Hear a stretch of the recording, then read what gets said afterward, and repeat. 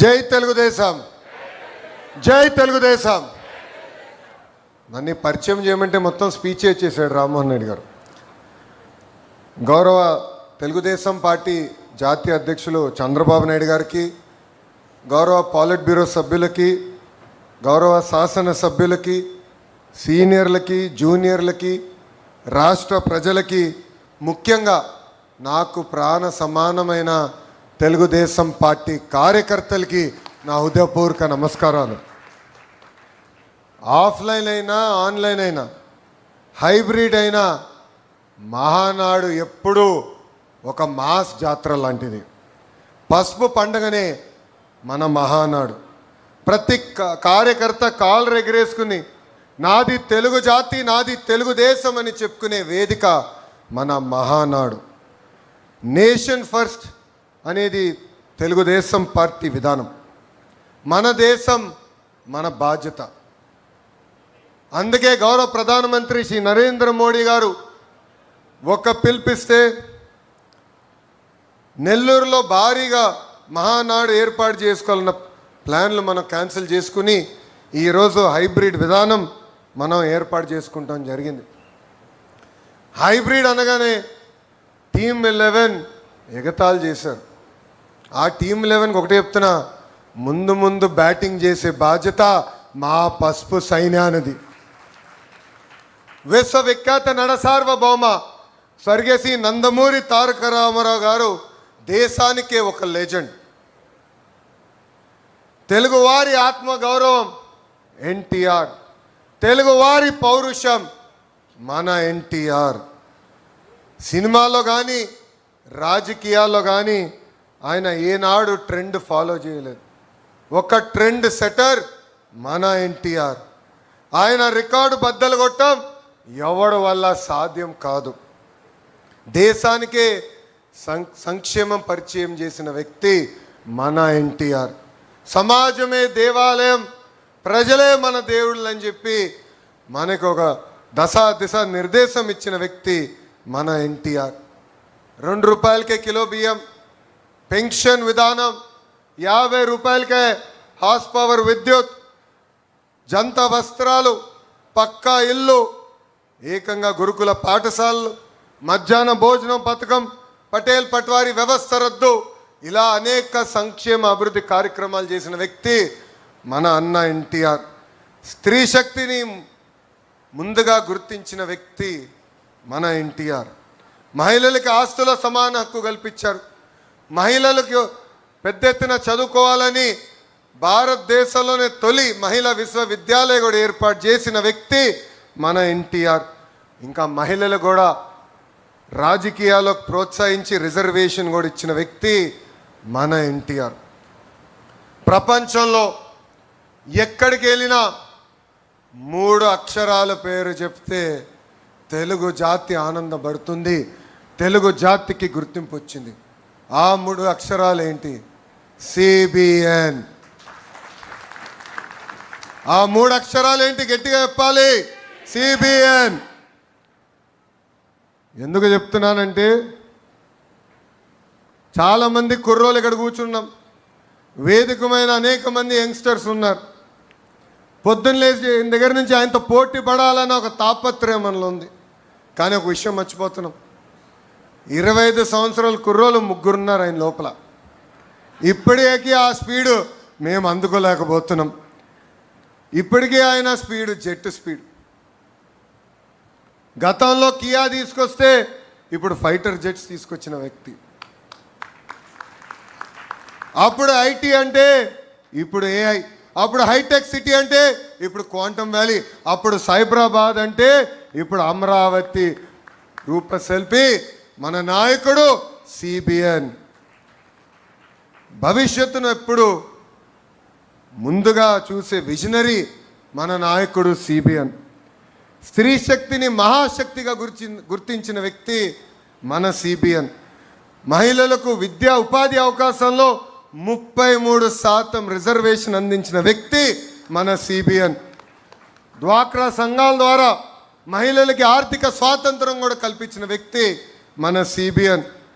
తన తల్లి పడిన కష్టాలు గుర్తించి మహిళలు కష్టపడకూడదని, కష్టాలు పడకూడదని దీపం పథకం ద్వారా ఉచితంగా గ్యాస్ కనెక్షన్ కూడా అందించిన వ్యక్తి మన సిబిఎన్.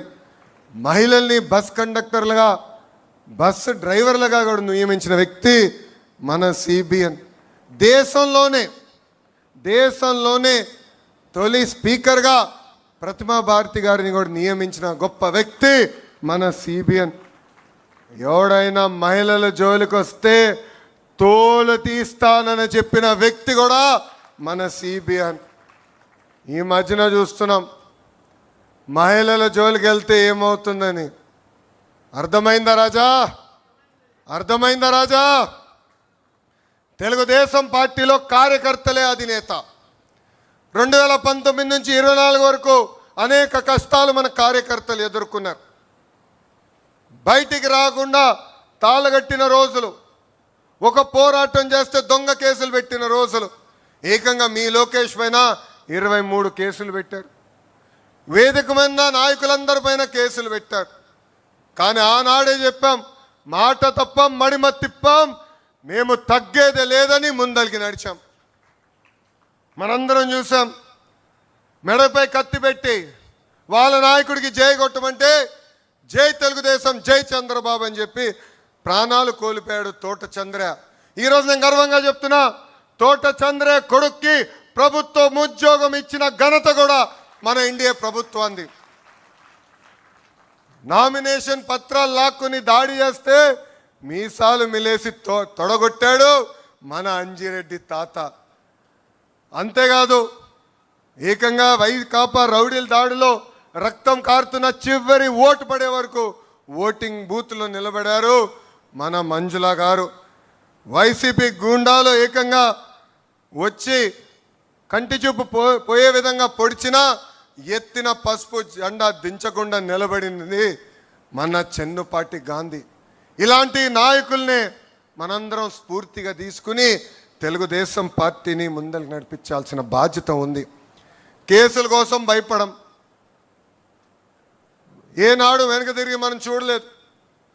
వేదికమైన అనేక నాయకుల్ని అరెస్ట్ చేశారు. మన అచ్చన్న గారు కానివ్వండి, కొల్లు రవి గారు కానివ్వండి, ఇట్లా అనేక మందిని అరెస్ట్ చేసి జైలుకి పంపించిన మనం ఎప్పుడూ వెనక్కి తగ్గలేదు.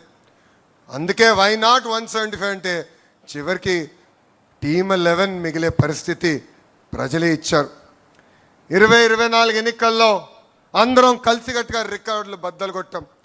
భారతదేశ చరిత్రలో ఎప్పుడు జరిగిన విధంగా 94% స్థానాలు మనం కైవసం చేసుకున్నాం.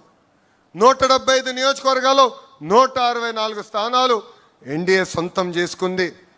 శ్రీకాకుళంలో 10 out of 10, విజయనగరంలో 9 out of 9, తూర్పుగోదావరి జిల్లాలో 19 out of 19, వెస్ట్ గోదావరి జిల్లాలో 15 out of 15, కృష్ణాలో 16 out of 16, గుంటూరులో 17 out of 17, నెల్లూరులో 10 out of 10, అనంతపూర్లో కూడా 14 out of 14. అంటే 8 ఉమ్మడి జిల్లాల్లో క్లీన్ స్వీప్ వచ్చింది. కడప జిల్లాలో కూడా 10 నియోజకవర్గాలకి 7 నియోజకవర్గాలు ఎన్డీఏ కైవసం చేసుకుంది. ప్రజలు ఆశతో మనం గెలిపించారు. వాళ్ళకి అహర్నిశలు కష్టపడాలని వాళ్ళు కోరారు. అందుకే ప్రజాప్రభుత్వం సుపరిపాలన అందిస్తుంది.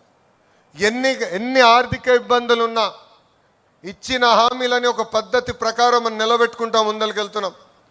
ఒక పెన్షన్ తీసుకోండి, భారతదేశంలోనే ఏ రాష్ట్రం ఇవ్వని విధంగా వృద్ధులకి 4,000 రూపాయల పెన్షన్ మన చంద్రబాబు నాయుడు గారు అందిస్తున్నారు.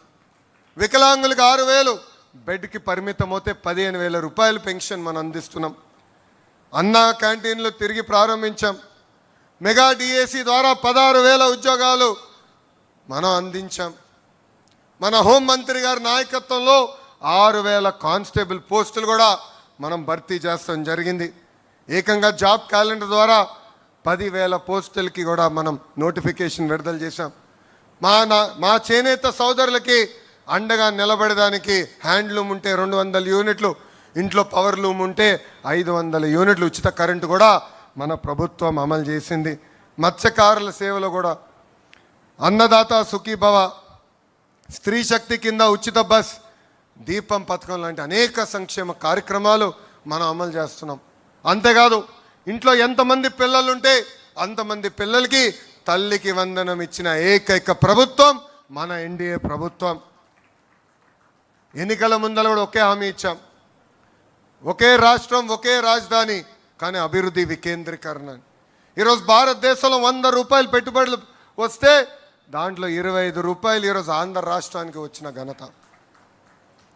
ఒక Google, Arcelor Mittal, royal Enfield, ఏకంగా ఫైటర్ జెట్లు తయారు చేసే పరిశ్రమలు కూడా మన ఆంధ్ర రాష్ట్రానికి తీసుకొచ్చాం. ఈ సభాముఖంగా ఆ టీమ్ 11 క్యాప్టెన్కి నేను ఒక బంపర్ ఆఫర్ ఇస్తున్నా. డేటు టైం మీరు నిర్ణయించండి. సంక్షేమ అభివృద్ధి పైన చర్చించడానికి నేను సిద్ధం, మీరు సిద్ధమా అని అడుగుతున్నా. అభివృద్ధి సంక్షేమం హడావిడిలో పడిపోయి గత పాలకులు చేసిన విషయాలు మనం మర్చిపోతున్నాం. మనందరం చూసాం బలహీన వర్గాలపైన వాళ్ళు ఎట్లా దాడి చేశారు. ఎంతోమంది బీసీ, ఎస్సీ, ఎస్టీ, మైనార్టీ సోదరుల్ని వాళ్ళు చంపేశారు. వాళ్ళ అక్కని వేధించని అడిగినందుకు అమర్నాథ్ గౌడ్ని ఏకంగా కిరోసిన్ పోసి ఆనాడు చంపేశారు. ఇది మనందరం గుర్తుపెట్టుకోవాల్సిన అవసరం ఉంది.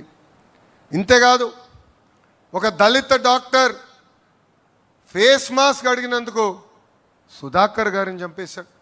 వాళ్ళ పార్టీకి చెందిన ఎమ్మెల్సీ ఏకంగా వాళ్ళ దళిత డ్రైవర్ సుబ్రహ్మణ్యం చంపేసి శవాన్ని కూడా డోర్ డెలివరీ చేశారు.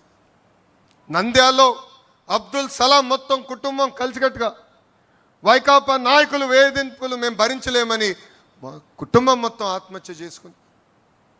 వైకాపా నాయకుడు కూతురు కన్నా వాళ్ళ కూతురికి ఎక్కువ మార్కులు వస్తుందని మిస్బా తల్లిదండ్రుల్ని వేధించారు. అది తట్టుకోలేక బుక్లో రాసి మరీ ఆ రోజు ఆత్మహత్య చేసుకుంది మిస్బా. ఇవన్నీ మనం గుర్తుపెట్టుకోవాలి.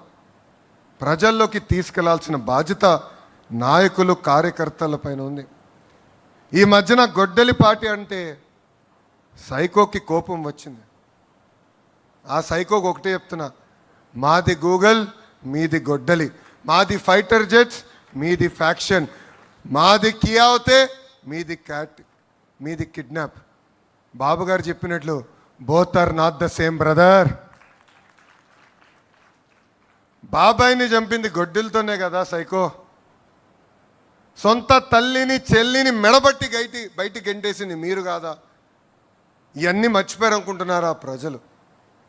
మా నాయకుల్ని మీరు ఎట్లా చంపారో మేము మర్చిపోయామా అనుకుంటున్నారా? అందుకే మీ పార్టీని గొడ్డలి పార్టీ అని ఈరోజు మేము పిలుస్తాం జరిగింది.